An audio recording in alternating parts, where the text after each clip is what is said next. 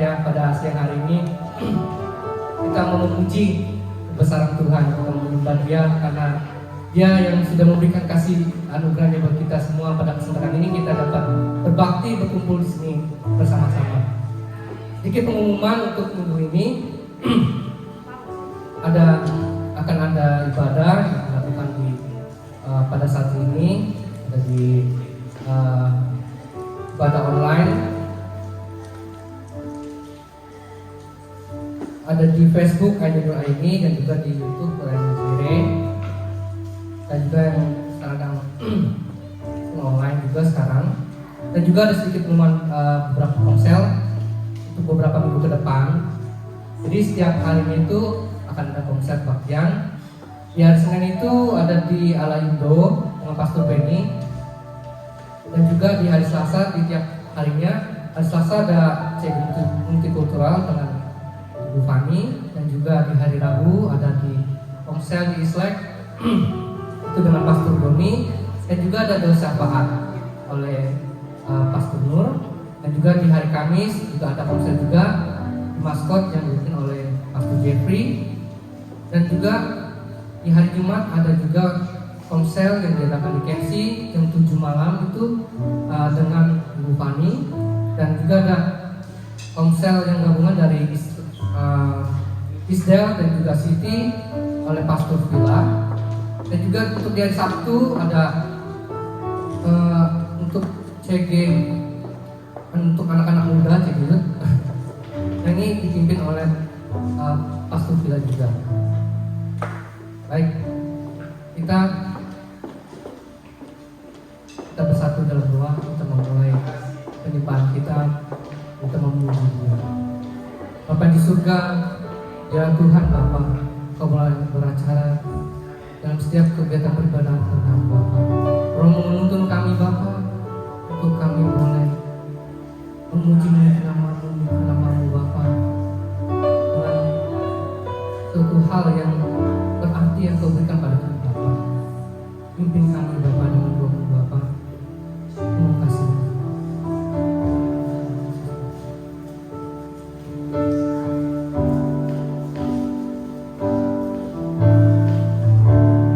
Kasih setiamu yang ku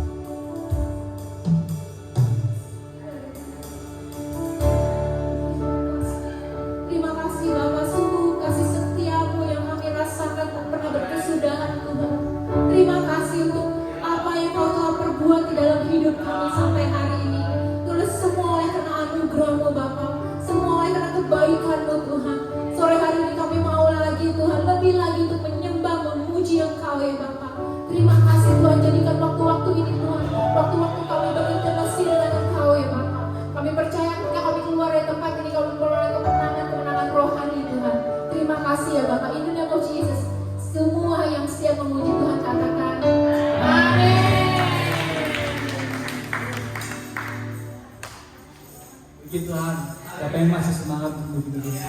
Amin. Dan Tuhan itu dahsyat. Amin. Kita bersama Tuhan ya.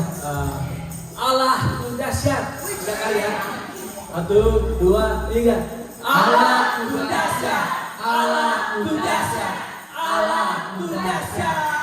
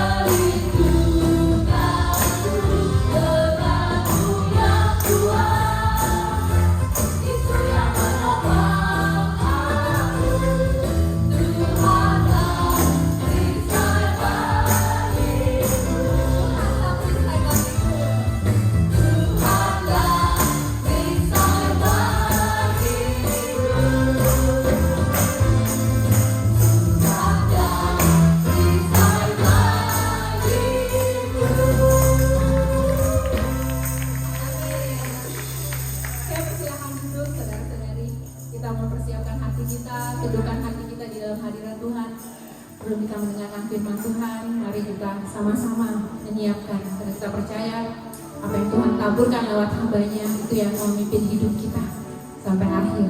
Amin. Mari kita nyanyikan lagu ini dengan segenap hati.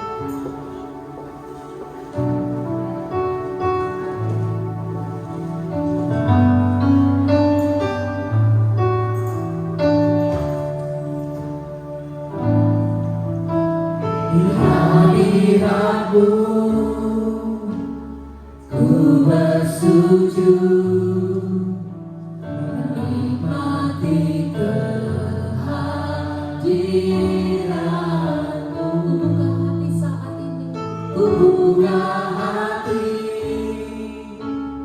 saat ini, ku mendengar suara-Mu. Katakan sekali lagi, di hadirat-Mu. Di hadirat-Mu ku bersujud menikmati kehadiran-Mu. Ku buka hati saat ini, ku mendengar suara-Mu. Katakan firman-Mu Tuhan. Firman-Mu Tuhan, ya sungguh benar, menerangi jalanku. Firman-Mu Tuhan, menuntun hidupku. Ku bersyukur padamu.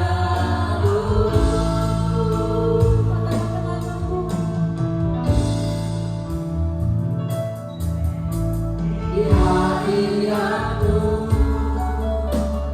ku bersujud menikmati kehadiran-Mu.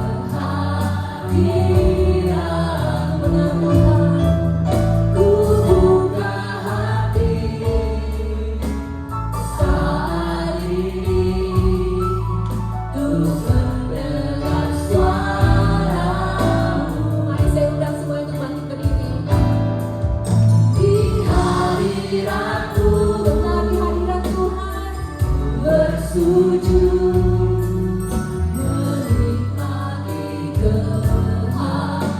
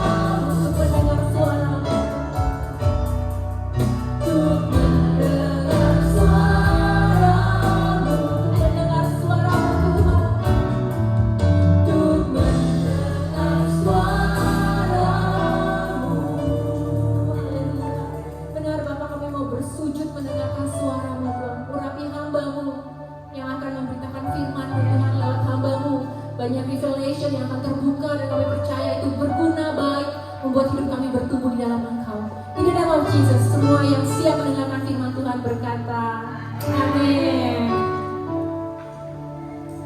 Thank you untuk praise and worship team yang luar biasa. Terima kasih semuanya. Terutama untuk gembala di tempat ini, Pastor Iman Senior. Saya sudah diberi kesempatan untuk sharing firman hari ini. Jadi sebenarnya sharing firman saya hari ini pendek banget, cuma 2 ayat. Coba tolong kiri kanan temennya bilang colek cuma 2 ayat. Jadi aman ya, aman. Jadi kita buka di dalam Amsal 1 ayat 8 sampai 9. Mari kita baca sama-sama. Hai anakku, dengarkanlah didikan ayahmu dan jangan mendia-nyiakan ajaran ibumu. Sebab karangan bunga yang indah itu bagi kepalamu dan suatu kalung bagi lehermu. Mungkin saat ini saya mau sedikit kebanyakan parentingnya, tapi nggak apa-apa ya, yang mungkin belum punya anak, menikah, belum punya anak atau belum menikah, kita juga tetap bisa mempersiapkan generasi untuk kita, bagaimana kita mempersiapkan generasi. Jadi kita nggak mau ya, maksudnya kita sukses di pelayanan, begitu kita nggak ada, stop pelayanan kita. Walaupun anak, walaupun generasi, gereja ditinggalkan, nggak ada yang nerusin. Kita nggak mau itu semua terjadi. Jadi itu kayak seperti kita membangun suatu kerajaan, tapi begitu kita nggak ada, hancur semuanya. Kita nggak mau seperti itu. Jadi kita mau belajar hari ini dari Amsal 1 ini. Dari Amsal 1 ini. Jadi kitab Amsal ini seperti kita ketahui ini ditulis oleh Raja Salomo ya. Jadi Raja Salomo ini raja yang nggak main-main hikmatnya. Jadi dia itu menulis 3.000 Amsal dan 1.005 kidung dalam hidupnya. Jadi bukan seperti saya nih, paling cuma 10-20 quote bijak di Instagram gitu ya. Jadi ini benar-benar dia ini Tuhan kasih sesuatu yang dia bisa sampaikan kepada generasi sebelumnya. Jadi di kitab Amsal ini dikatakan nih, hai anakku. Jadi Raja Salomo ini ketika dia berkata hai anakku ini, dia sebenarnya berkata kepada pangeran-pangeran muda dan anak-anaknya di saat itu di kerajaan. Tetapi ketika kitab Amsal ini dikanon, jadi anakku ini bukan hanya buat orang-orang yang ada di kerajaan dia, tapi untuk semuanya. Jadi sebelum kita melanjutkan, kita mau mempelajari sifat dari ayat 8 ini adalah didikan ayah ya.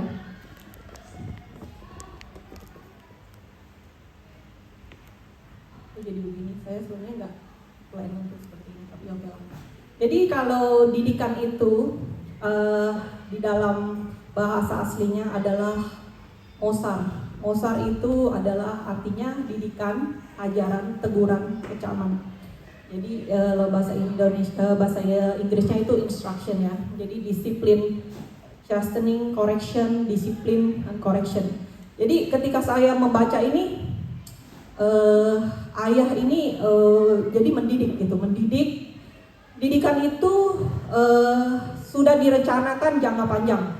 Jadi kalau seorang ayah itu atau satu seperti bapak lah ya, dia merencanakan dalam jangka panjang. Jadi seperti apa anaknya dia ingin rancangan ke depannya gitu.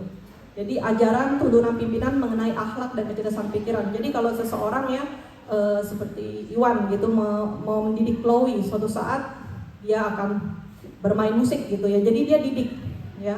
Jadi dikasih semua apa yang dia ketahui tentang skill itu pada anaknya. Nah ini adalah didikan jangka panjang, bisa menyekolahkan, bisa dia ingin anaknya seperti apa, dia sudah merencanakan. Jadi bisa juga dengan generasi ke bawahnya, dia mau seperti apa generasi ke bawahnya itu sudah direncanakan. Jadi generasi di bawahnya ini nggak bergantung sama saya terus gitu, misalnya seorang hamba Tuhan. Jadi mereka harus independen untuk ini dan itu gitu. Nah, sedangkan teaching ini dalam bahasa aslinya Hebrew ini Torah. Saya juga baru tahu nih setelah saya mendalami ini, ternyata ibu itu yang memberi pengajaran tentang Torah, pengajaran hukum, pengajaran petunjuk-petunjuk. Kok kenapa sih ibu ya? Saya pikir wah bukannya selama ini sepertinya bapak ya yang maksudnya yang lebih mengajarkan tentang Taurat gitu, tentang pengajaran sehari-hari. Ternyata di sini pengajaran hukum-hukum itu ibu yang mengajar ya. Jadi kalau dalam Inggrisnya itu direction tuh, human divine, body of priestly direction or instruction. Jadi si ibu ini, kenapa si ibu? Ternyata si ibu ini lebih banyak menghabiskan waktu bersama si anak. Bukan berarti bapak menghabiskan waktu banyak ya. Kebanyakan si ibu gitu loh. Jadi si ibu ini mengajar hal-hal yang mungkin bapaknya nggak mengajar. Contohnya nanti kalau ketemu orang ini salam ya, say hello. Nanti kalau masuk ke rumah orang bilang ini, pokoknya segala sesuatu ini ternyata si ibu gitu. Si ibu tuh yang lebih banyak mengetahui. Kok saya bingung kenapa si ibu ya? Bagaimana kalau si ibu ini lebih pintar ayahnya gitu? Yang maksudnya lebih jago Taurat ayahnya gitu. Ternyata si ibu sebelum mereka menikah ini mereka sudah dua-duanya sudah kuat gitu. Jadi si ayah ini sudah men-sharekan ke si ibu membagi tugas kepada si anaknya gitu kan, membagi tugas kepada anaknya untuk mengajarkan segala sesuatu gitu. Jadi petunjuk yang diberikan, mengajar adalah petunjuk yang diberikan supaya diketahui, berusaha memperoleh kepandaian dan ilmu, berlatih ya, juga berubah tingkah laku, tanggapan yang disebabkan oleh berpengalaman. Jadi si ibu ini punya peran yang cukup besar gitu. Jadi ketika anaknya nggak bisa sesuatu, biasanya nggak langsung ayahnya dulu gitu, pasti ibunya gitu. Diajarin nggak sama ibunya gitu. Nah ibunya juga sama, ketika dia sudah mengajarkan sesuatu tapi misalnya anaknya nggak bisa dibilangin juga, dia pasti suruh suaminya gitu, tolong dong bilangin anak kamu. Terus suaminya bilang begini lagi, cuma ngomong begitu aja masa nggak bisa gitu. Padahal di sini tugas ayah ini adalah instruction. Jadi di sini didikan, hajaran, teguran gitu. Jadi si ayah ini memberikan teguran, berikan kecaman. Jadi si ibu itu lebih nyantai ya, lebih nyantai kelihatannya mengajarkan sesuatu. Tapi ketika ajarannya sudah mulai tidak dihiraukan, dia akan memanggil yang lebih tinggi lagi yaitu ayah gitu. Nah kebanyakan dari kita sekarang ini kita lihat figur ayahnya itu bisa jadi kurang gitu kan. Nah sebab itu kalau misalnya kita misalnya single mother gitu ya, tidak mempunyai sosok ayah gitu, jadi nggak ada yang menegur. Jadi si ibunya cuma ngajar tapi tidak ada yang menegur. Nah itu kalau kita di posisi seperti itu gitu, kita bisa mengadop suatu keluarga yang ayah dan ibunya lengkap gitu. Jadi misalnya saya single mother gitu, saya akan mengadop pasangan suami istri yang ayahnya bisa dipinjam gitu, tapi bukan dari pinjam yang buat yang enggak. Maksudnya dipinjam untuk menasihati anaknya gitu. Dan jangan salah pilih pasangan yang bukan anak Tuhan. Jadi benar-benar pasangan anak Tuhan. Jadi tidak salah arah gitu, walaupun dia single mom atau single dad gitu, dia bisa pinjam orang-orang yang bisa dia anggap misalnya ibu untuk mengajarkan kepada anaknya nih gitu. Jadi walaupun dia tidak punya ibu, dia seperti tidak mempunyai tata krama gitu, enggak juga. Jadi kita harus belajar figur ini, kedua ini dalam hidup kita.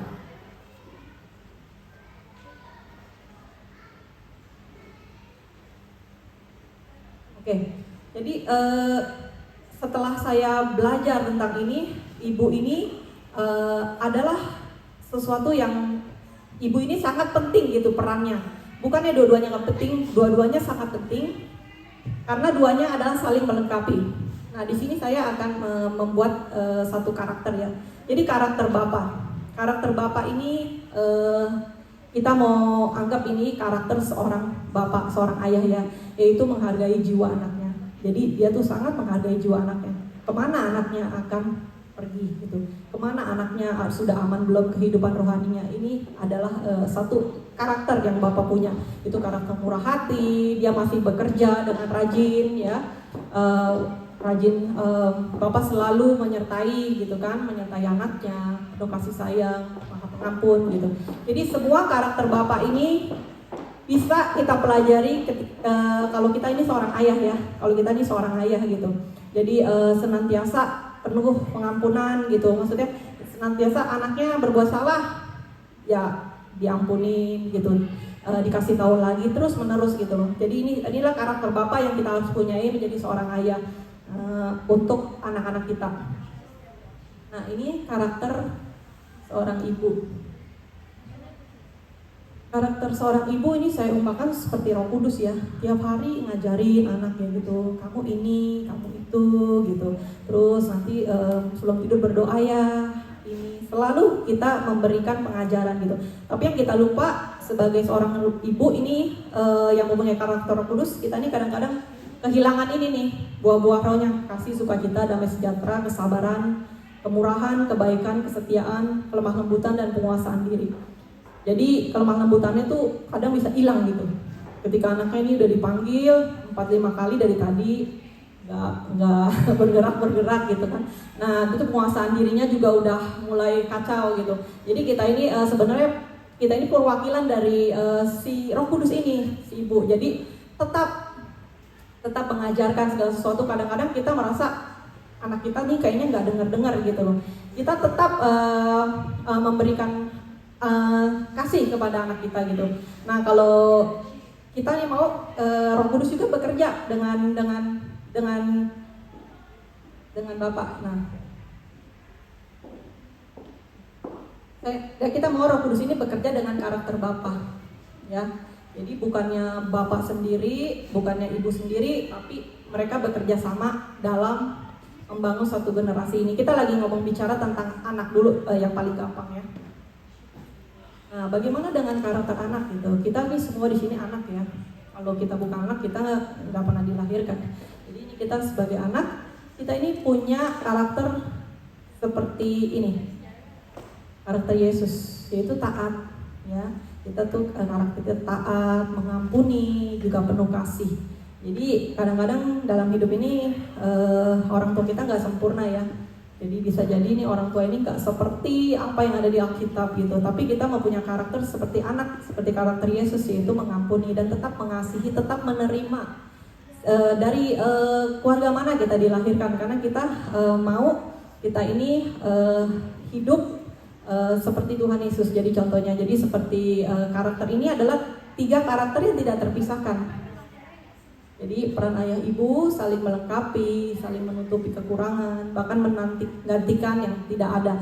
Jadi kalau misalnya si suaminya ini, ayahnya ini nggak suka menegur, ya daripada nggak ditegur, jadi si ibu mengambil ikut membantu menegurnya gitu. Kalau si ayah terlalu sibuk gitu, saking sibuknya nggak bisa maksudnya si ibunya kadang-kadang kerjanya beda gitu, jarang ketemu anaknya, bisa digantikan kepada ayahnya. Jadi ini peran sesuatu yang sirkulasinya 3 ini saling melengkapi gitu, tidak ada yang kurang, tidak ada yang lebih dominan gitu. Jadi ini saling bekerja sama.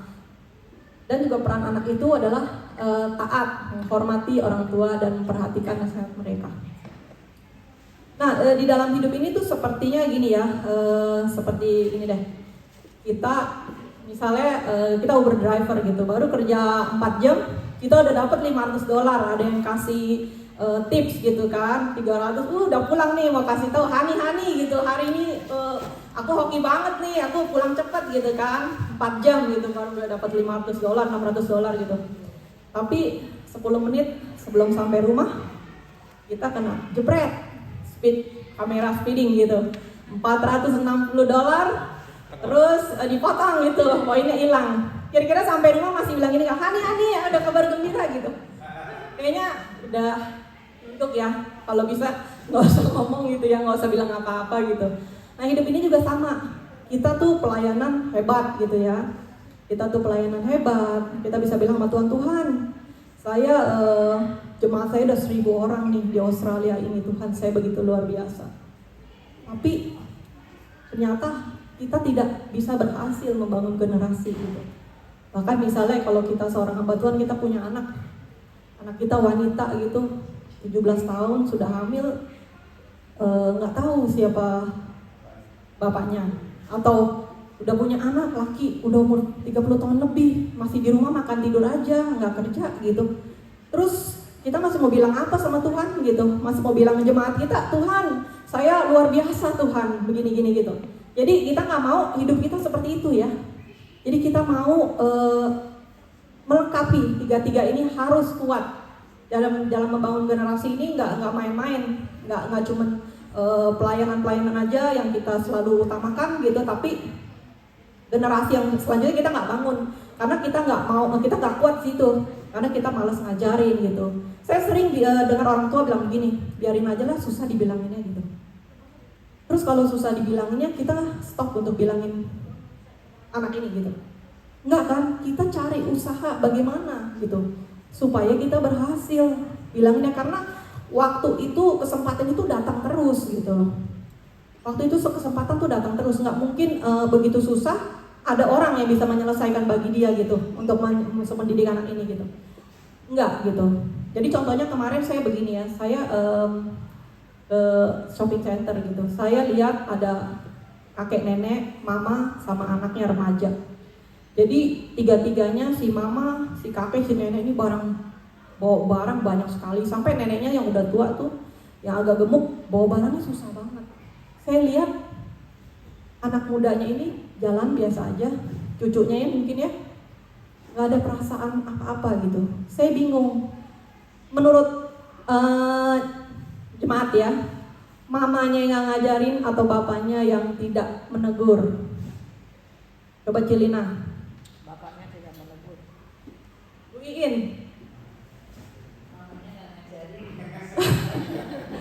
Ya, jadi hal-hal seperti ini kita nggak bisa si anak, atau nggak mungkin anak ini diajarin cuman kamu punya empati ya terhadap orang lain atau apa. Saya rasa ini pengajaran yang sangat gampang gitu. Ini pengajaran yang tidak susah gitu.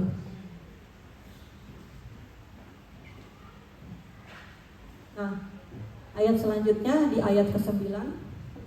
Sebab ajaran-ajaran mereka menambah budi baikmu seperti hiasan kepala dan kalung yang memperindah rupamu.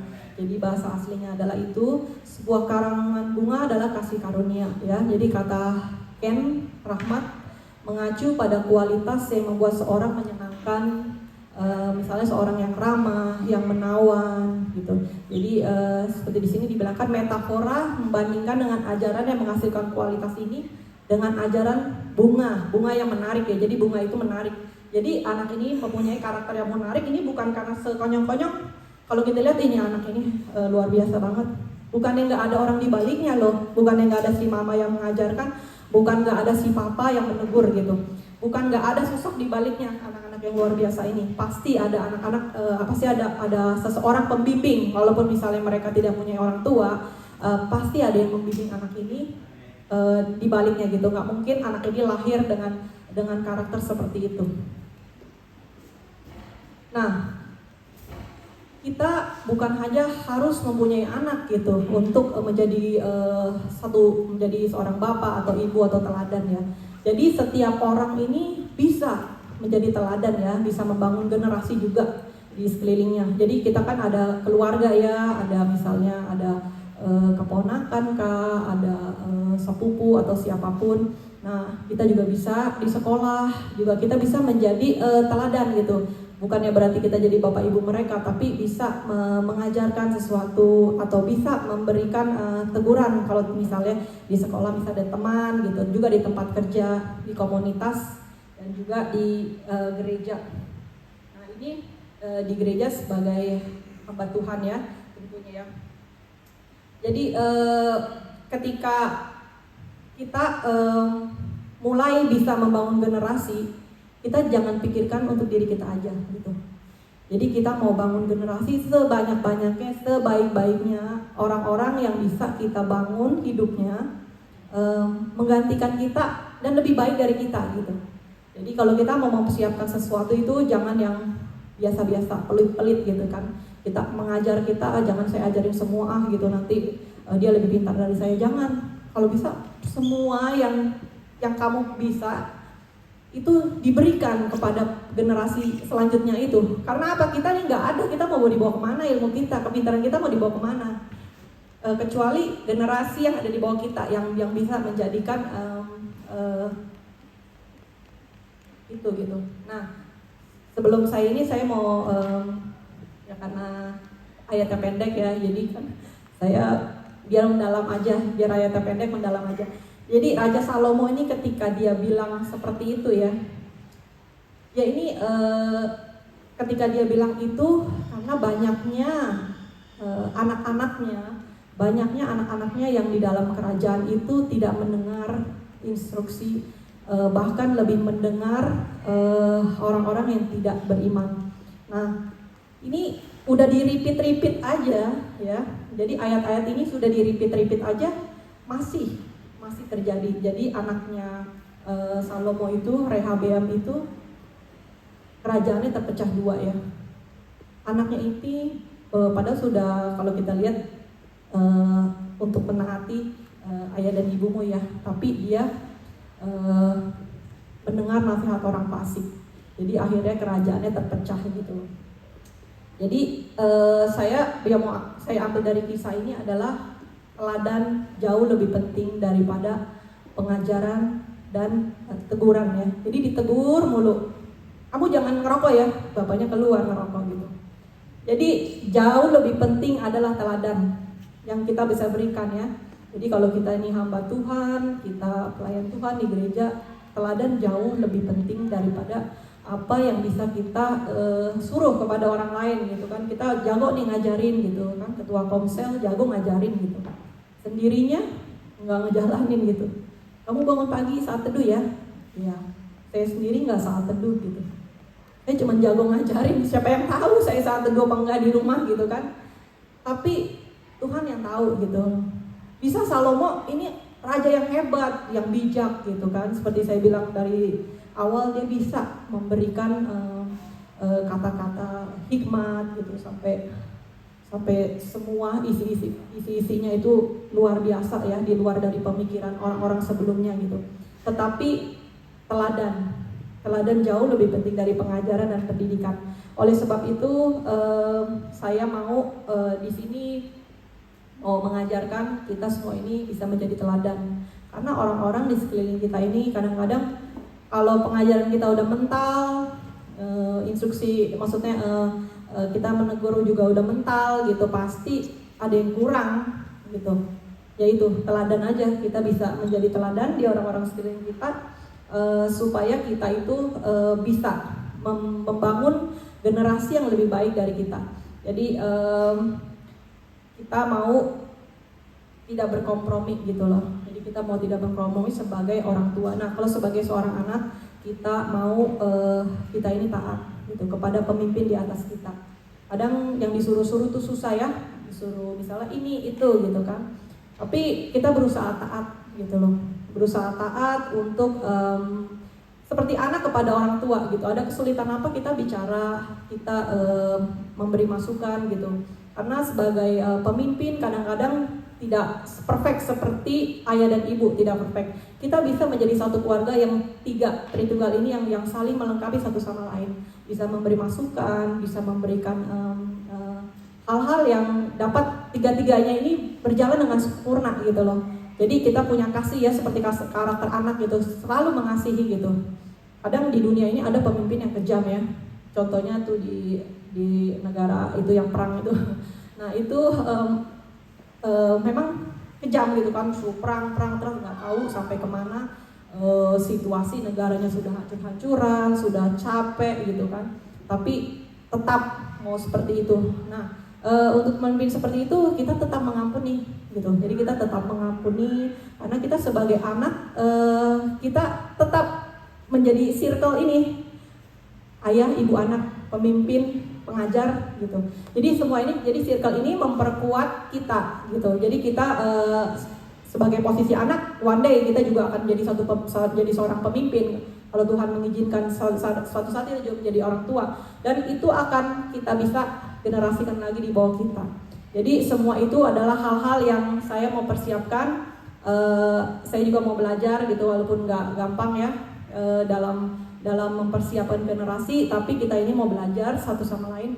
Jangan sampai stop sampai di kita doang. Kalau stop sampai di kita doang, namanya bukan membangun visi kerajaan gitu. Itu sampai di kita doang, kecil gitu. Karena sedangkan visi Bapa itu panjang. Visi Bapa itu terhadap Tuhan Yesus itu panjang. bukan sekedar Tuhan Yesus mati di salib, tapi visinya panjang untuk menjadikan Tuhan Yesus itu Tuhan yang memberi pengampunan kepada orang-orang berdosa. Jadi bukan visi yang dekat, bukan visi yang pendek, tapi panjang. Juga Roh Kudus, bukan sekedar pengajaran yang udah bisa dilepas, enggak. Terus sudah diajarkan, dipantau lagi, dipantau terus, dipantau gitu sampai terus melahirkan generasi-generasi berikutnya yang kita bisa melihat dengan tersenyum gitu, bukan terlihat mengurut dada dan kalau begini caranya saya nggak mau ikut Tuhan gitu.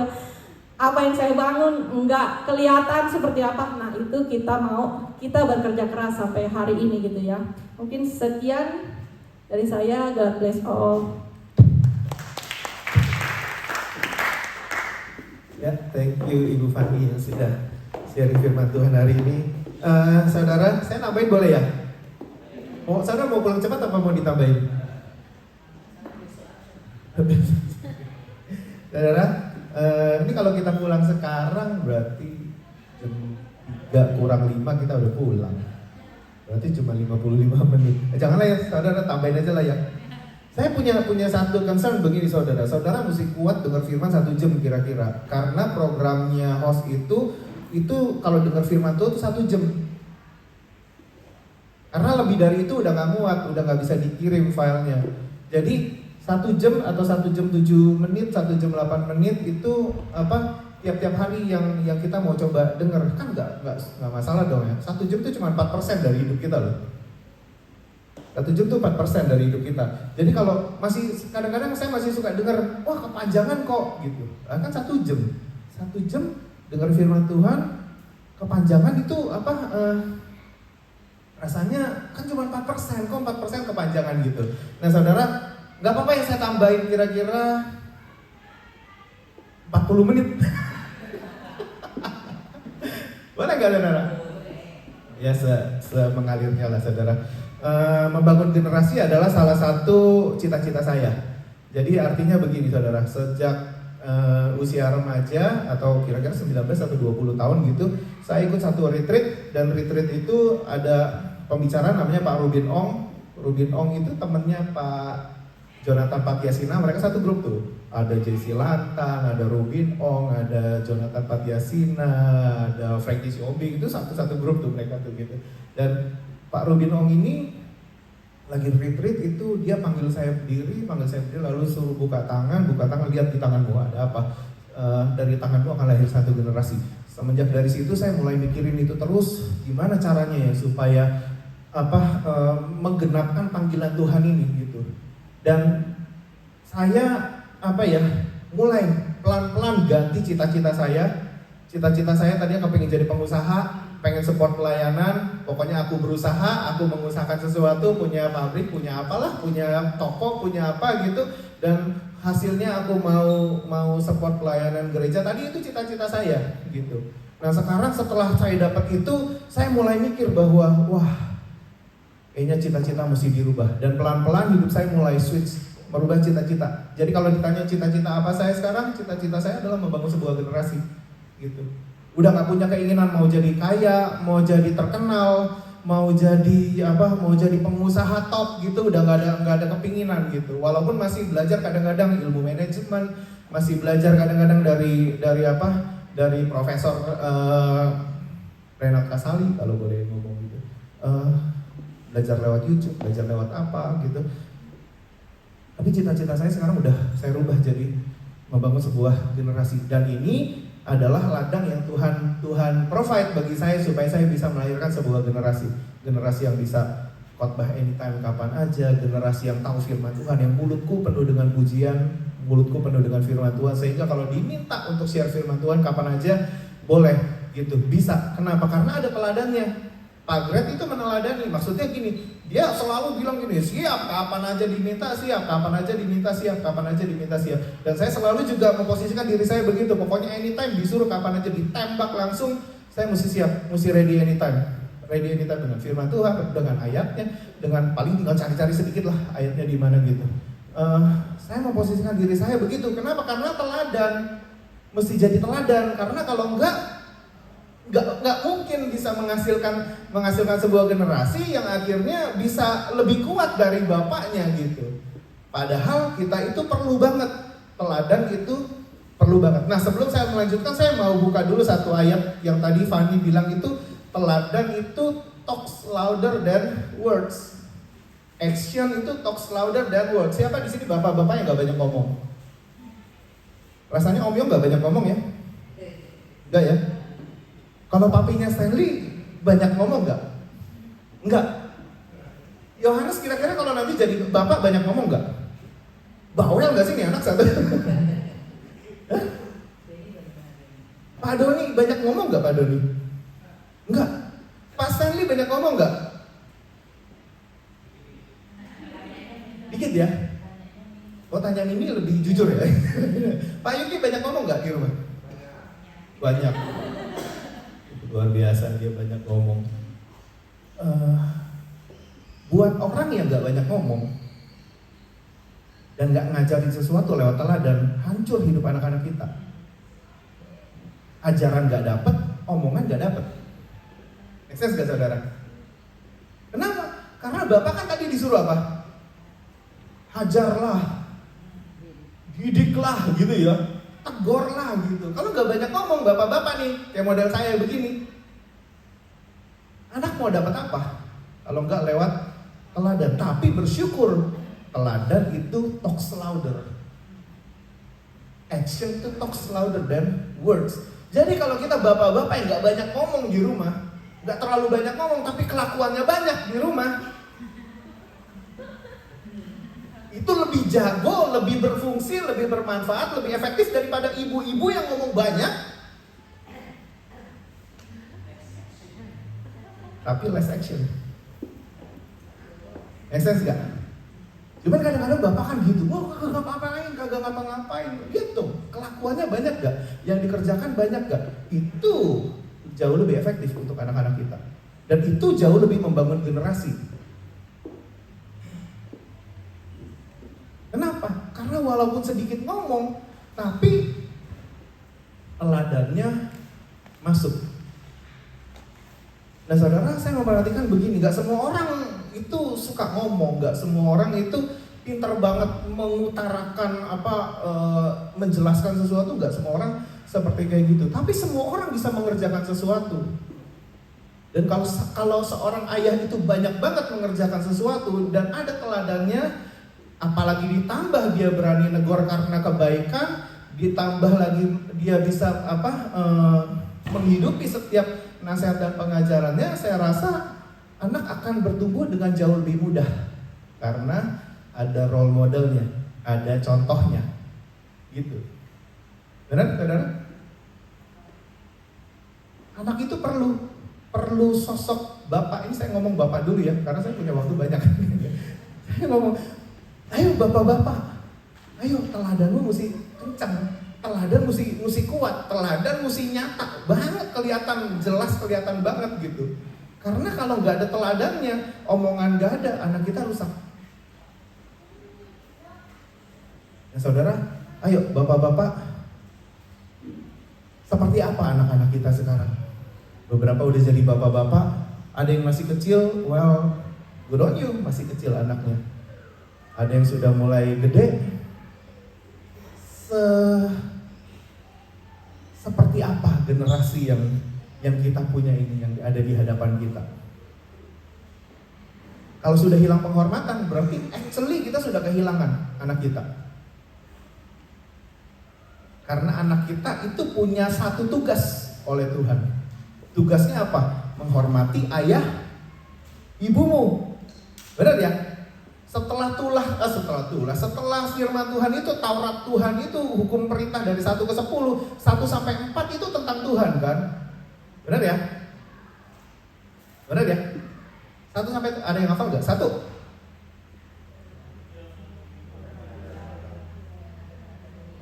Jangan ada padamu Allah lain. Yang kedua, jangan membuat bagimu patung untuk disembah. Itu masih kepada Tuhan. Yang ketiga,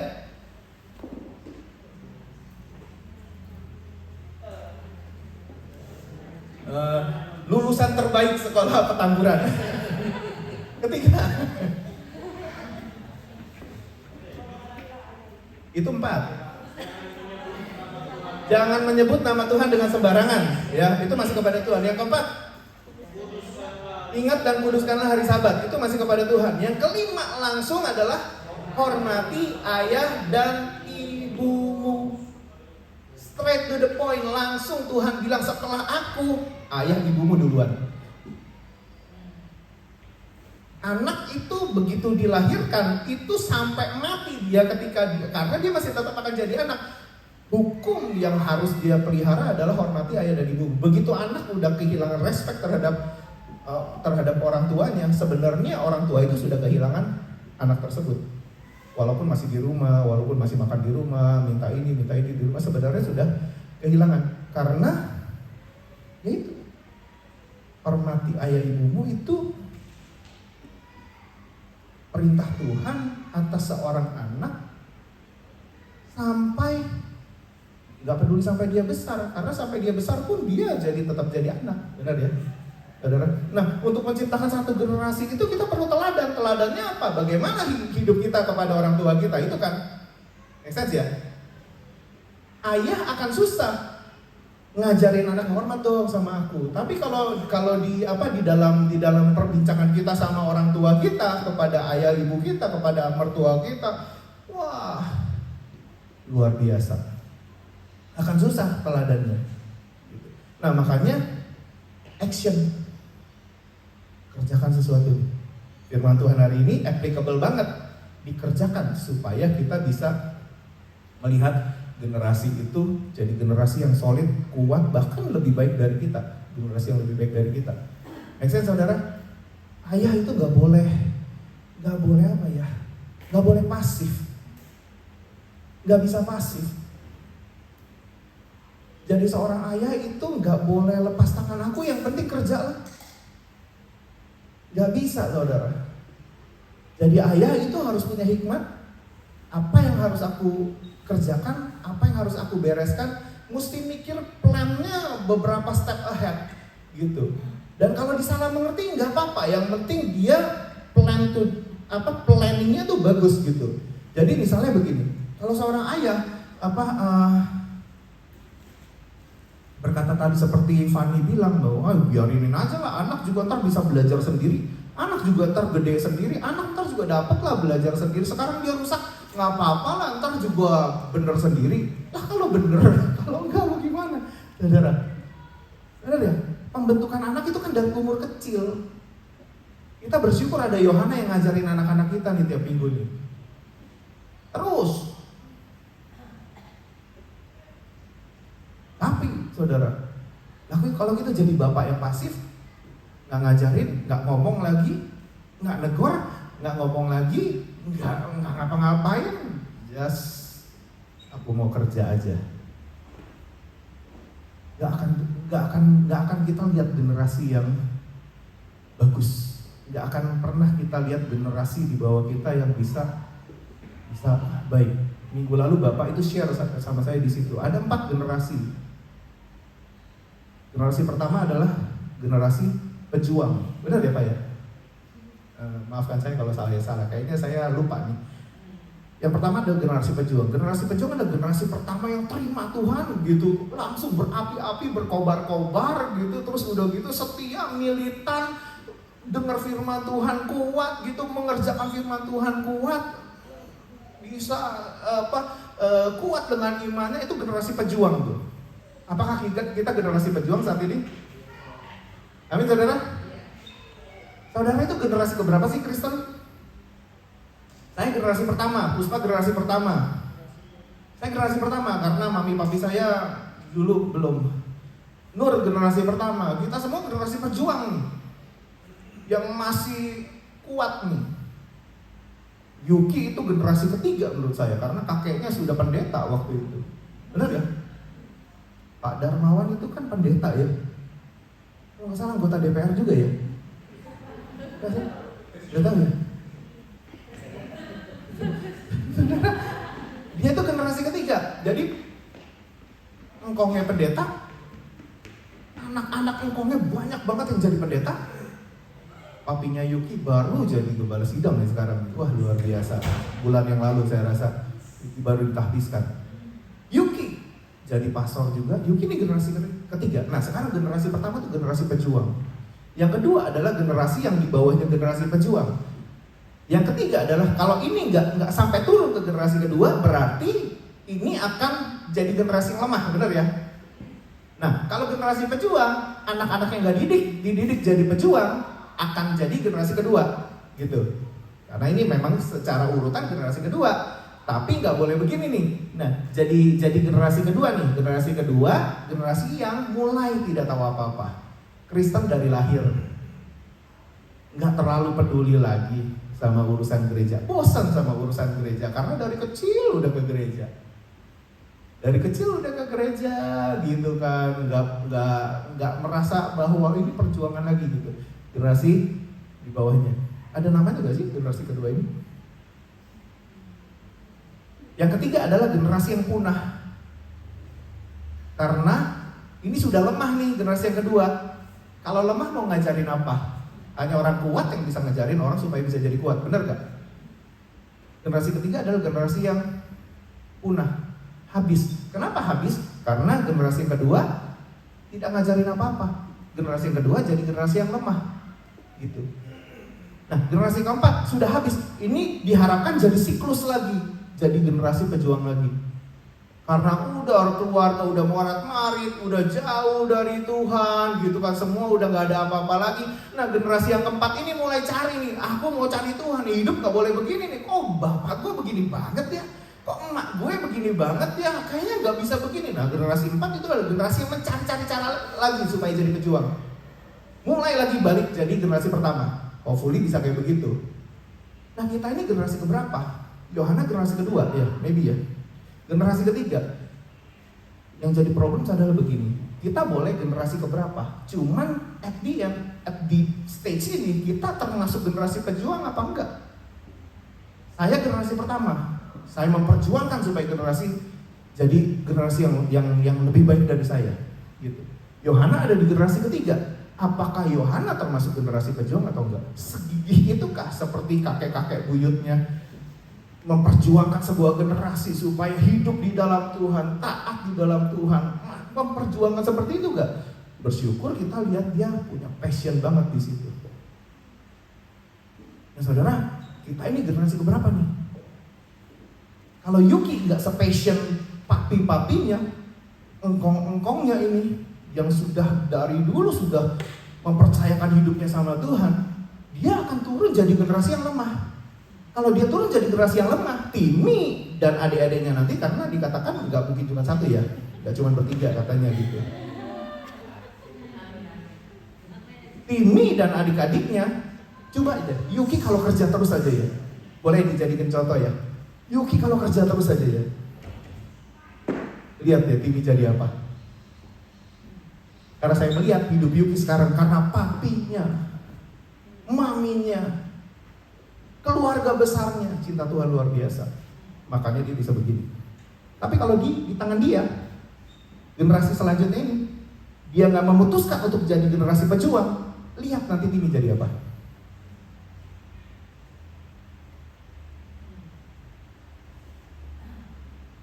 Mungkin udah nggak bisa dikatakan jadi generasi pejuang lagi. Wah, by the way, thank you Pak buat sharing ini Pak. Jadi saya bisa ngomong ini Kak. Kalau enggak kan kita sudah pulang Pak. Gitu ya.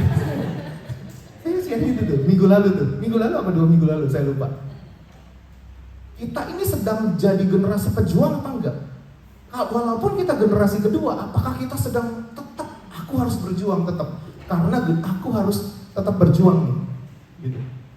Nah, generasi pejuang itu penting banget. Ayo kita memperjuangkan sesuatu, karena nggak mungkin kita let them go aja gitu, let them grow like seperti layaknya anak-anak bertumbuh tuh nggak mungkin, saudara. Bapak-bapak, do your homework.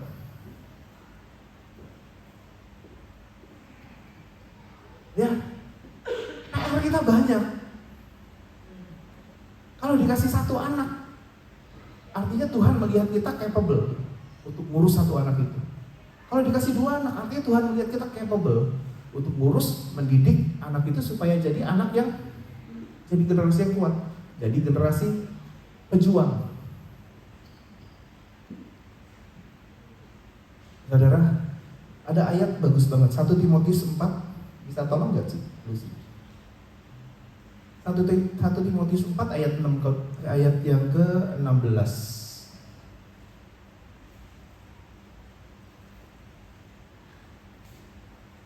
Bapak-bapak kalau ngajarin pinter kepada anaknya, ya. Mami-mami juga pinter kalau ngajarin kepada. Jangan nonton waktu pas gelap. Pegang handphone tidak boleh waktu pas lagi gelap-gelap. Matanya nanti rusak. Tapi kalau lagi sendiri,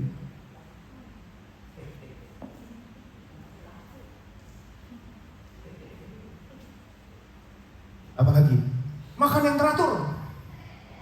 Jamnya makan ini, makan. Pernah sering lihat gak emak-emak itu nggak sempat makan? Ajarannya bagus, tapi ketika di-apply di diri sendiri nggak punya teladannya. Nah, ini ayat bagus banget nih, termasuk yang khotbah bagus banget. Buat yang khotbah kan udah bisa ngajar nih. Kita dipercaya jadi pengajar umat. Pengkhotbah itu pengajar umat, dipercaya oleh Tuhan jadi pengajar umat. Nah, ayat ini bagus. Sebelum kita mengawasi pengajaran kita, yang memang setiap pengajaran mesti diawasi, gitu. Awasilah dirimu sendiri. Artinya apa? Hidupmu mesti diawasi dulu nih, baru kamu ngawasin pengajaranmu. Memang kita nggak boleh terpana oleh khotbah yang hebat. Khotbah yang hebat itu memang kebesaran Tuhan lah gitu. Karya Tuhan lah atas seseorang. Tapi awasilah dirimu sendiri ini juga mesti diperhatiin gitu. Nah makanya saudara, kepada ayah, ayo awasi diri kita, apa yang kita kerjakan, apa yang kita lakukan, berhikmat. Supaya apa? Supaya hidup kita benar-benar bisa membangkitkan sebuah generasi yang kuat di hadapan Tuhan. Amin saudara. Kita bakalan senang banget ngelihat anak cucu kita perkasa di bumi ini. Kita bakalan senang banget ngelihat berkat yang kita taruh dalam kehidupan anak, generasi demi generasi itu sampai kepada anak dan cucu kita. Amin saudara. Karena orang benar itu Tuhan memperhatikan sampai berkatnya itu sampai kepada generasi demi generasi. Makanya saya mau belajar dari keluarga-keluarganya Pastor Yuki, yang memang mereka kuat cinta Tuhan, anak-anaknya oke semua. Dan saya berdoa supaya teladan papi maminya ini bisa membuat mereka kuat, menjadikan mereka tetap generasi yang berjuang, bahkan menjadikan cita-cita Tuhan adalah cita-cita mereka. Saya mulai switch cita-cita, udah gak ada lagi deh cita-cita saya. Mungkin apa yang saya cita-citakan itu buat keinginan saya sendiri. Pensiun muda, itu kan cita-cita, benar ya? Dan saya menyadari setelah masuk ke ladang pelayanan, saya baru menyadari bahwa wah, rasanya I will waste my time kalau saya berhenti melayani Tuhan. Kalau sudah tua dan main keyboard sudah tidak bisa bagus lagi dan sudah tidak dipakai lagi di gereja ini, nyusahin, buang aja gitu. Saya akan cari tempat yang dimana saya dibutuhkan. Karena saya kepingin lagu yang terus menerus Papai terus nyanyikan. Sampai akhir ku menutup mata, ku tetap setia menanti janjimu. Sampai ku dapatkan mahkota. Gak ada tuh pensiun muda tuh berarti kan gitu ya. Gak ada pensiun muda berarti kan. Saya akan cari lah gereja yang mana sih yang masih mau, apalagi di sini dipakai yang namanya pemain musik. Saudara, saya baru mulai menyadari bahwa aduh, pensiun muda duduk ongkang-ongkang kaki makan pisang goreng di balkoni, saudara ya. Padahal di dalam Tuhan pekerjaan kita itu saudara worth it banget. Saudara, ayo jadi ayah yang bertanggung jawab. Nah sekarang bagian ibu-ibu. Nah asik ya, kalau disisain space banyak begini asik. Terima kasih ya. Dikasih space banyak gini. Saudara bagian ibu-ibu, ayo ibu-ibu didik anakmu. Ya, didik, awasi hidupmu, awasi pengajaranmu. Ayo ibu-ibu, ayo bertanggung jawablah terhadap apa yang dipercayakan dalam hidupmu. Setia, ya, pistos, trustworthy. Dikasih anak 1 bisa dipercaya, dikasih anak 2 bisa dipercaya. Jangan dikasih anak 2 ngomel, anak lu tuh gitu. Nggak bisa bu ngurusnya, anak lu tuh gitu. Jangan saudara, apa yang di tanganmu Tuhan sudah melihat itu capable untuk engkau kelola, bertanggung jawab di dalamnya. Makanya ayo urus. Supaya apa? Supaya generasi ini bisa jalan dengan baik. Generasi yang di bawahmu bisa berjalan dengan baik. Kalau keluarin sebuah nasihat, kalau keluarin sebuah perintah, ya kerjain dulu. Gitu. Karena kita mesti awasin pengajaran kita nih, dan mesti awasi diri kita, supaya anak nerima teladannya gampang, nggak bentrok. Gitu. Dulu saya nggak suka sih, karena papi saya juga diem ya orangnya, nggak banyak ngomong. Papi saya pernah bilang gini, kamu jangan ngerokok ya.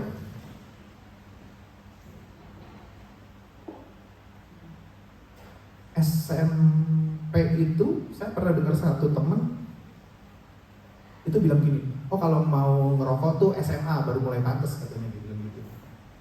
Teman-teman juga rada kurang asem ya nasihatnya gitu ya. SMP udah mau mulai nyoba nih, melihat dia SMA kok bisa ngerokok gitu ya kan. Papi saya ngerokok, malah saya disuruh ke warung beli gitu. Tiap hari beli 4 bungkus, pagi 2, sore 2, tiap hari 4 bungkus. Papi saya hebat ya, keren ya. Papi saya bilang gitu, jangan ngerokok ya. Saya SMP karena dengar nasihat teman saya bilang, oh oke, kalau gitu gue tunggu sampai SMA baru ngerokok nih. Dan benar, di SMA saya masuk sekolah negeri yang mayoritas ngerokok lah. Ngerokok udah di depan guru, udah apa seperti kayak gitu ya. Saya nyoba lah. Seumur hidup saya, mungkin menurut saya itu 4 batang seumur hidup saya. Coba-nyoba dan tidak merasakan enaknya, akhirnya udah gak ada enaknya gitu. Akhirnya untung gak ngerasakan enaknya, jadi akhirnya gak sampai jatuh di situ. Tapi keles, nasihat papa saya sama kelakuannya beda, saudara. Dia bilang jangan, sedangkan dia sendiri 4 bungkus. Nah sering gak? Nah mulai cek nih nasihat-nasihat kita nih. Nasihat-nasihat kita kepada anak kita, saya yakin bagus-bagus semua. Cuman masalahnya diri kita nih punya yang mengerjakan yang itu tuh kita kerjakan juga nggak gitu. Akan susah buat anak adaptasi perintahnya itu, adaptasi nasihat yang baik itu kalau kitanya sendiri tidak mengerjakan. Ayo mulai nih. Kalau ngeluarin sesuatu, kalau suggest sesuatu, make sure dulu kalau kita oke mengerjakannya. Kalau kita memang sudah mengerjakannya itu, sehingga anak gak susah. Amin saudara. Itu buat anak. Kalau buat yang lain juga sama. Buat pelayanan, buat apa? Kalau kau dipercayakan jadi ketua komsel, jadi ketua apa. Kalau ada nasihat yang berani kita keluarin, make sure dulu kita kalau disuruh ngerjain nasihat itu oke. Kalau saya menyuruh teman-teman tuh, ayo dengerin khotbah sehari 3 khotbah. Dulu pernah tuh bertahun-tahun yang lalu tuh, sehari 3 khotbah. Ya karena memang saya sudah jalanin. Dan kalau suruh ngerjain itu, oke. Kalau sekarang nih, ayo dengerin firman Tuhan sehari sejam gitu. Saya ngerjain.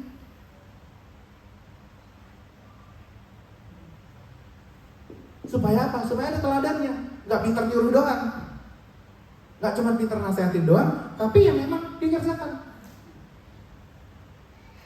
Nah salah satunya kenapa saya mesti panjang ini nih, supaya saudara nggak ngerasa bahwa firman Tuhan 1 jam itu kepanjangan. Setelah COVID ini banyak hal yang berubah. Dulu kebaktian kita 2 jam loh saudara. Ya, 2 Dulu kebaktian kita 2 jam. Sekarang 1 jam itu kayaknya pantas. Padahal ayo kita bangun hidup kita supaya kita jadi generasi yang pejuang juga nih.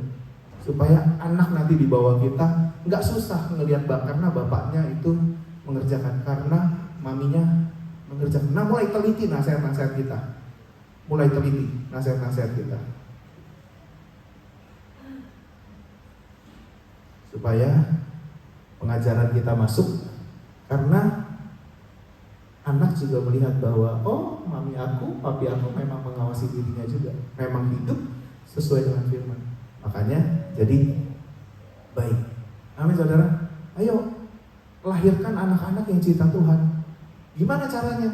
Bapaknya mesti cinta Tuhan, maminya mesti cinta Tuhan. Lahirkan anak-anak yang melayani Tuhan. Bagaimana caranya? Bapaknya mesti melayani Tuhan, anaknya mesti, maminya mesti melayani Tuhan. Lahirkan anak-anak yang berani, punya cita-cita melayani Tuhan. Gimana caranya? Jadilah papa yang punya cita-cita melayani Tuhan. Jadilah mami yang punya cita-cita melayani Tuhan. Kalau engkau kepingin anakmu melayani Tuhan, pingin jadi sampai Master of Theology ya, Doctor of Theology ya, kemarin kita baru graduation ya. Ya, jadi seperti kayak Pastor Doni. Gampang anak itu nanti mengikuti. Gitu. Ayo saudara, kita punya kerjaan. Kita sebagai orang tua, kita punya kerjaan. Amin saudara.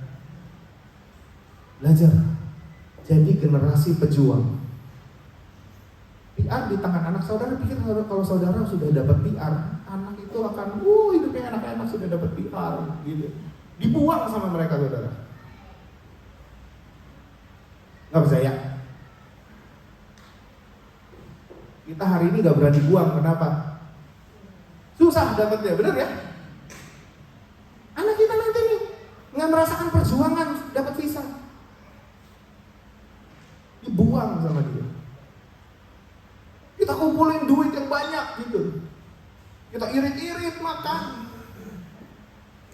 Tadi baru dengar saya ngobrol sama Ciweli. Saya itu kalau sore nungguin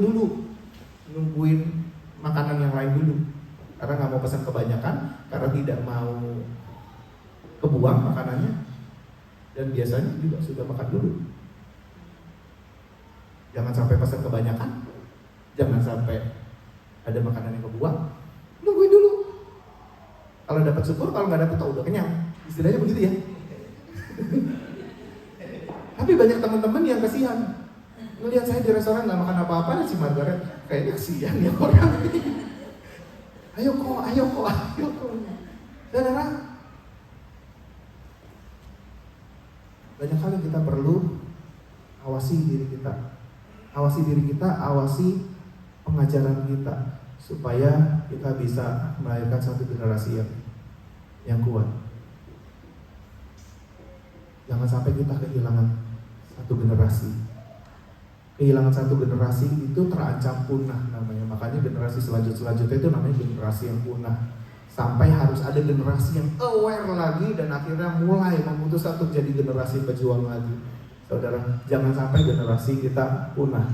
Di daerah satu gereja Foursquare di countryside itu ada yang hampir punah, saudara. Kenapa? Karena tidak ada generasi selanjutnya yang bisa leading, nggak bisa naik untuk ambil tugas pengembalaan. Pendetanya ini sudah tua banget dan sudah mohon kepada Foursquare.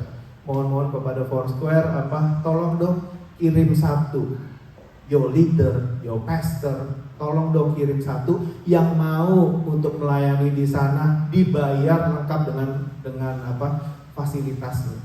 Ada yang mau? Nggak ada yang mau. Sampai Pastor Ruditan itu bilang, aku cari, nggak ada.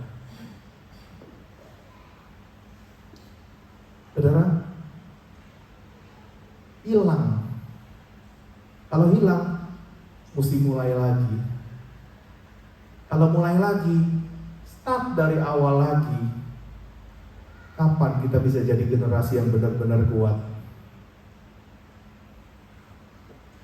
Amin saudara. Ayo kita belajar yuk, supaya kita benar-benar hidup efektif, berfungsi dengan baik. Gak banyak ngomong gak apa-apa, tapi teladanmu nyata. Gak banyak cincong, wah gak bawel, gak apa-apa, yang penting teladanmu banyak. Make sure apa yang kita nasihati itu di-apply oleh diri kita supaya jadi baik hidup kita. Sudah hampir 40 menit, saya minta pemain musik boleh maju ke depan. Gak apa-apa ya saudara. Efeknya nanti saudara akan terbiasa dengar khotbah 1 jam, kembali lagi, dan akhirnya untuk ngerjain visi tahunan itu mudah banget. 1 jam itu dengerin firman Tuhan, dengerin dengerin ayat-ayat di dalam firman Tuhan. Saudara nggak jadi susah lagi karena memang terbiasa gitu. Ayo belajar saudara. Kalau kau jadi ayah, jadilah ayah yang bertanggung jawab. Kalau kau jadi ibu, jadilah ibu yang bertanggung jawab. Kalau kau jadi anak, hormati ayah ibumu, termasuk mertuamu. Kalau begitu kita pilih seseorang untuk menikah dengan kita, ayah ibu kita tiba-tiba nambah saudara, ya. Ayo kita belajar supaya anak-anak kita bisa jadi anak-anak yang kuat, jadi generasi yang kuat. Saudara, saya mau perjuangkan sampai hari ini. Saya nggak mau miss gereja. Saya nggak mau miss gereja. Berkali-kali saya sama Bapak memberikan teladan. Itu teladan saudara. Nggak banyak diomongin, nggak banyak dikhotbahin. Saudara, kalau kita mau holiday saudara, locally biasanya kita nggak memutuskan untuk melewati hari Minggu. Kita pernah camping berkali-kali, bertahun-tahun camping. 2 jam ke atas Wiseman Ferry. Apa yang kita lakukan di hari Minggu? Turun. Habis turun ngapain lagi? Camping lagi. Kenapa kayak begitu sih? Sebegitu-begitunya kah? Kita mau create orang-orang yang respect sama ibadah. Kita mau create orang-orang yang menghargai ibadah, karena ibadah itu berguna dalam segala hal, untuk masa kini dan bahkan untuk masa yang akan datang. Saya marahan sama Nur, saya make sure saya pergi. Peduli banget sama perasaan dia hari itu. Boleh gak saya bilang gitu? Saya pergi. Kenapa? Ibadah itu berguna untuk memulihkan hubungan saya.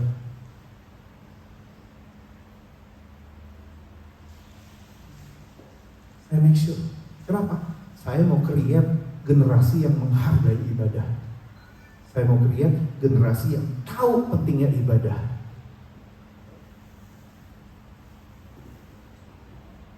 Saudara, ayo. Teladannya udah ada. Perkara kau mengikuti nasihat tersebut, mengikuti teladan itu, well, it's on your choice. Ada di kehidupan saudara. Karena kita menyadari betapa pentingnya sebuah generasi yang kuat. Ketika cita-citanya adalah melahirkan generasi yang kuat juga. Gak mungkin engkau harus jadi generasi yang kuat. Yang ada di hadapan saya adalah generasi-generasi ini. Kau jadi generasi yang kuat atau enggak? Judul khotbah hari ini adalah membangun sebuah generasi. Ayo, kalau kau mau lihat anak-anakmu perkasa, jadilah orang yang benar di hadapan Tuhan.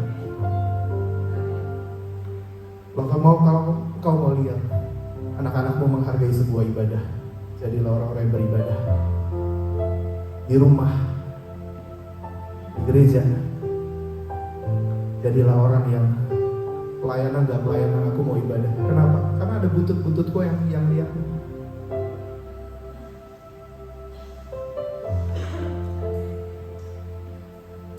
Saya mau sortir acara anak saya nanti, saudara.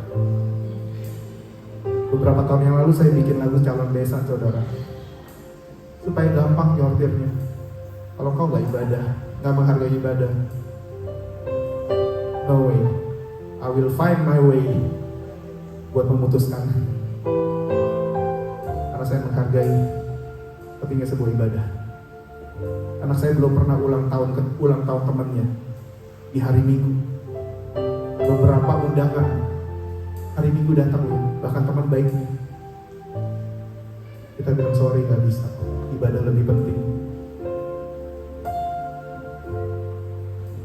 Tapi kita nggak ngajarin gitu, cuma nasihatnya doang. Kita tunjukin hari Minggu aku mau ada di rumah Tuhan. Harinya ibadah, aku mau beribadah. Aku akan ajak-ajak anak-anakku.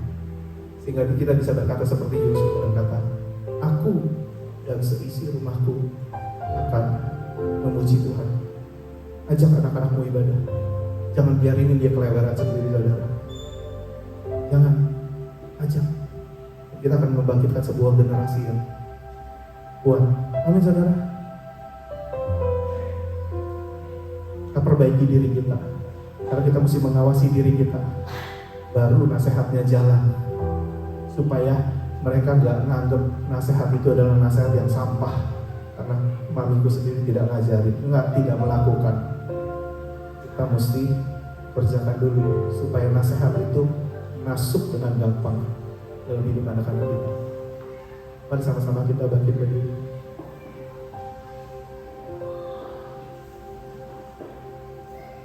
Saya berharap ada aplikasi-aplikasi firman yang kita ambil dengan komitmen. Saudara, penuhilah sekolah minggu kalau saudara punya anak. Kasih Yohana murid-murid lagi. Kasih Yohana sekolah minggu lagi. Kalau saudara yang sudah punya anak, ayo. Kalau saudara lihat teman anak-anak saudara nggak beribadah, nggak diajarin apa-apa oleh orang tuanya, share something di gereja aku yuk. Ada Kak Yohana yang punya passion sama anak-anak. Kalau saudara punya anak-anak muda yang nggak tahu arah tujuannya, nggak pernah diajarin sama orang tuanya, mereka mau hidup bebas terserah aja, saudara ajak mereka ke gereja aku yuk. Tapi sebelum saudara ngajak mereka, awasi dirimu dulu. Awasi pengajaranmu, awasi nasihatmu, sehingga satu hari mereka akan gampang dengan mudah untuk mengikuti. Amin, saudara.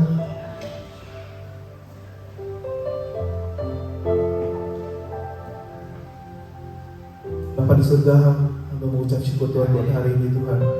Kau terus memberkati Fani Tuhan Yesus yang sharing firman Tuhan hari ini Tuhan. Biar terus hikmat, marifat, pengertian, pewahyuan Kau bukakan dalam hidupnya Tuhan. Rahasia-rahasia kebenaran Allah boleh terus dia terima Tuhan Yesus. Dan dia boleh dengan aktif Tuhan mengajari Tuhan Yesus. Dipercaya lebih dan lebih lagi Tuhan. Pistos Tuhan, layak dipercaya, trustworthy Tuhan. Terima kasih Tuhan Yesus buat hidupnya Tuhan. Kau juga memberkati hidupnya Tuhan. Kalau nanti di bulan Juli Tuhan dia akan di-appoint jadi seorang pastor of interim Tuhan. Kau memberkati hari-hari ini sampai Juli nanti Tuhan Yesus. Biar Tuhan Kau yang menjaga hidupnya Tuhan. Tidak ada rencana iblis yang boleh masuk dalam kehidupannya dia Tuhan Yesus. Biar nyala api-Mu Tuhan terus berkobar dalam kehidupannya dia Tuhan Yesus.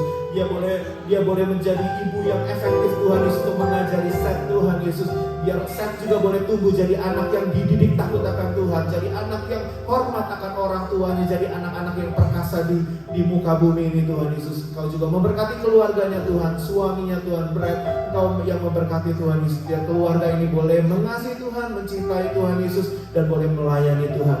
Terima kasih Tuhan buat kami semua yang mendengar khotbah hari ini juga Tuhan. Jangan biarkan kami keluar Tuhan tanpa punya komitmen apa-apa Tuhan Yesus. Ajar kami Tuhan untuk mengambil komitmen Tuhan. Aku mau mengawasi hidupku, aku mau mengawasi nasihat-nasihat yang aku mau berikan, aku mau mengawasi anak-anakku, aku mau mengajari anak-anakku untuk hormat dan takut akan Tuhan, aku mau mengajari anakku untuk hormat akan ayah dan ibunya, seperti apa yang Kau minta dalam kehidupan kami Tuhan Yesus. Sehingga kami melahirkan generasi-generasi kuat, generasi-generasi yang hebat, generasi-generasi yang pejuang, generasi-generasi yang mengerti akan pentingnya firman Tuhan dalam kehidupan anak-anak kami.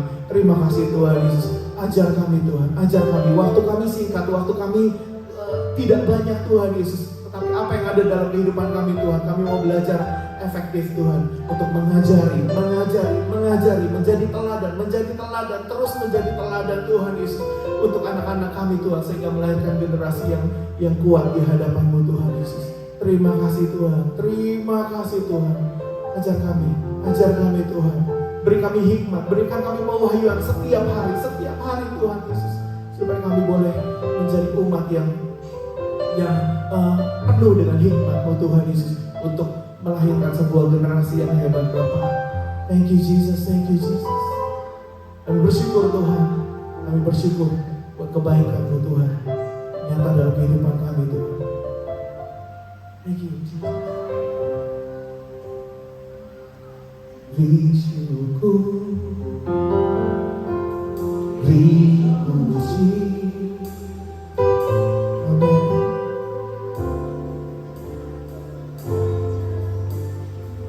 Ada nggak kecil di sini? Ada lagunya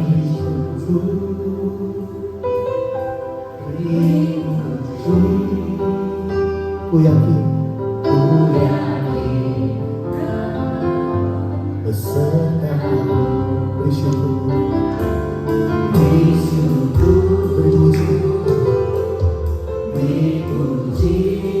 Ada yang hafalkan lagu ini?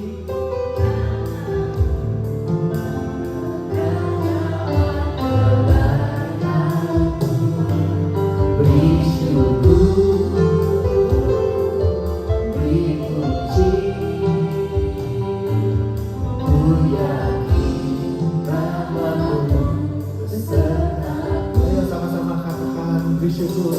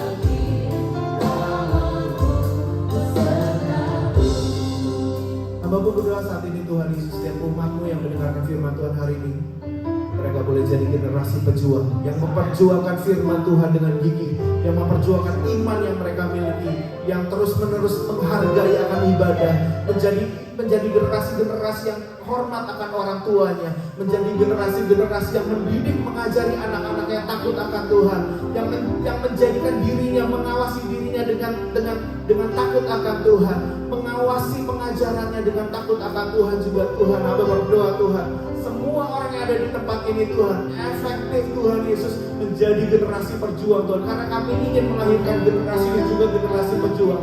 Terima kasih Bapak, terima kasih Tuhan.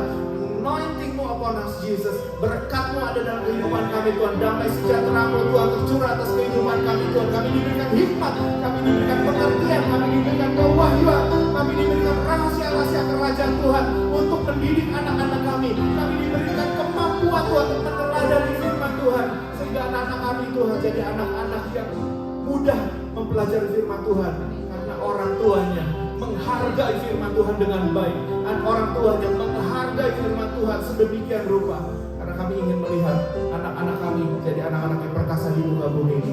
Terima kasih Tuhan, terpuji nama-Mu Tuhan Yesus. Kami berdoa dan kami mengucap syukur. Kita semua boleh sama-sama katakan amin. Tuhan Yesus memberkati. Silakan kepada yang akan melanjutkan.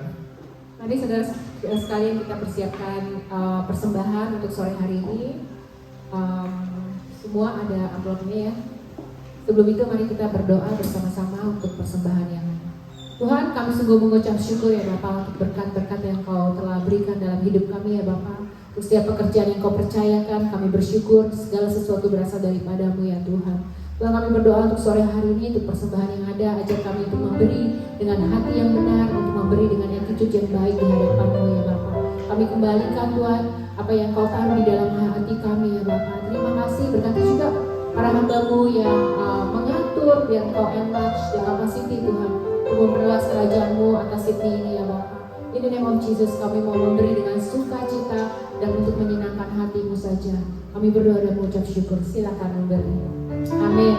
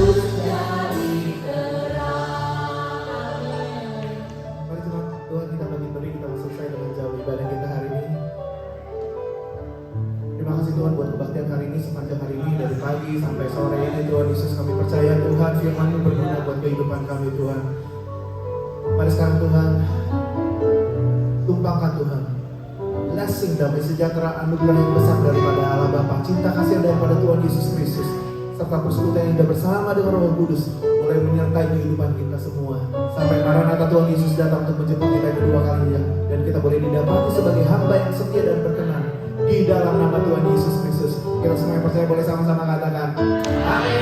Tuhan Yesus memberkati kita semua. God bless.